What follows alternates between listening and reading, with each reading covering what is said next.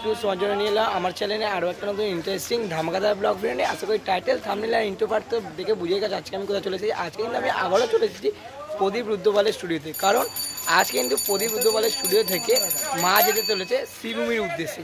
তার সম্পূর্ণ শোভাযাত্রা কিন্তু তুলে ধরবো আজকে তোমাদের এই ভিডিওতে। তো ভিডিওটা কিন্তু একদম স্কিপ না করে কন্টিনিউ দেখতে থাকো।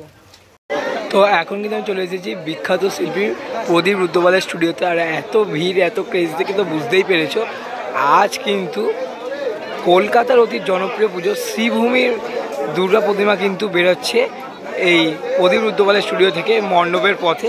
তো চলো সেই যাত্রা এবং সম্পূর্ণ শোভাযাত্রাটা শেয়ার করবো কিন্তু একদম স্টুডিও থেকে মণ্ডপ অবধি। তো ভিডিও একদম স্কিপ না করে কিন্তু কন্টিনিউ দেখতে থাকো।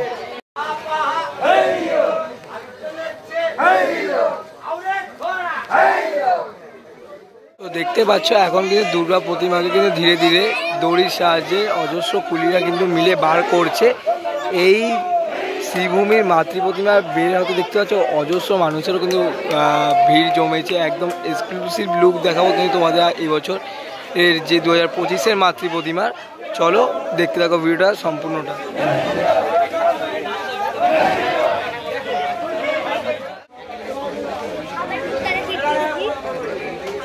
তো দেখতে পাচ্ছ দুর্গা প্রতিমাকে কিন্তু স্টুডিও থেকে বার করা হচ্ছে। এখন ধীরে ধীরে কিন্তু রোডের দিকে নিয়ে যাওয়া হচ্ছে, তারপর কিন্তু ট্রলিতে উঠবে এবং মা কিন্তু সম্পূর্ণ বর্ণাঢ্য শোভাযাত্রা করে কিন্তু শ্রীভূমির মণ্ডপের উদ্দেশ্যে রওনা দেবে।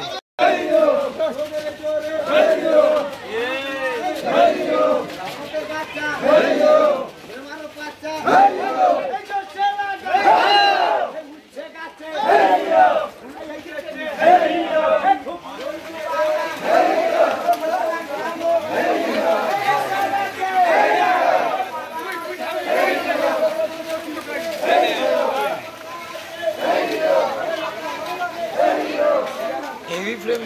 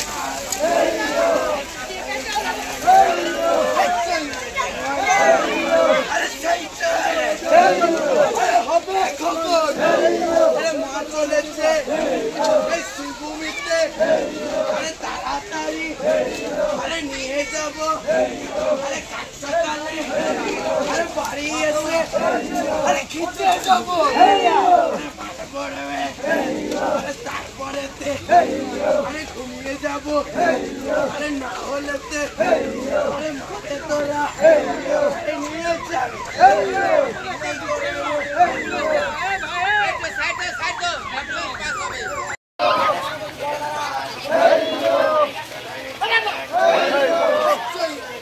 তো মা দুর্গাকে কিন্তু এখন স্টুডিও থেকে বার করে একদম রোডের সামনে আনা হয়েছে। এই ট্রলার রাখা রয়েছে, এই দেখতে পাচ্ছ শ্রীভূমি স্পোর্টিং ক্লাব ব্যানার লাগানো রয়েছে কিন্তু। আর এই ট্রলারেই কিন্তু এবার তোলা হবে মাকে। তো চলো সম্পূর্ণ মায়ের স্টুডিও থেকে একদম মণ্ডপ যাত্রা তোমাদেরকে তুলে ধরবো, তো দেখতে থাকো।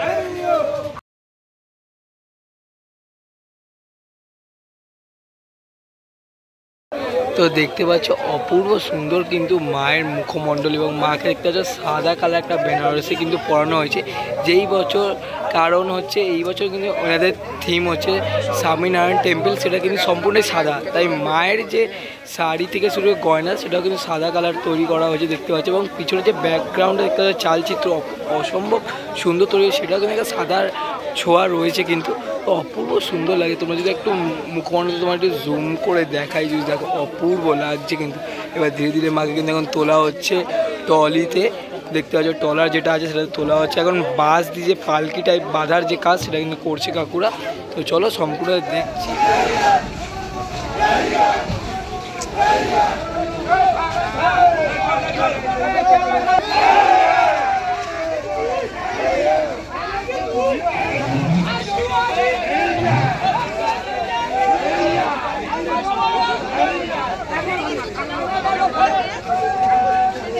তো দেখতে পেলে কিন্তু কীভাবে মাতৃ প্রতিমাকে, এত বড় যে বিশাল মাতৃ প্রতিমাকে ট্রলারে তোলা হলো, দেখতে পেলে সেই প্রসেসটা কিন্তু তোমাদের সাথে শেয়ার করলাম। আর মাকে কিন্তু ট্রলারে তোলা হয়ে গেল, গাড়িতে উঠে গেল।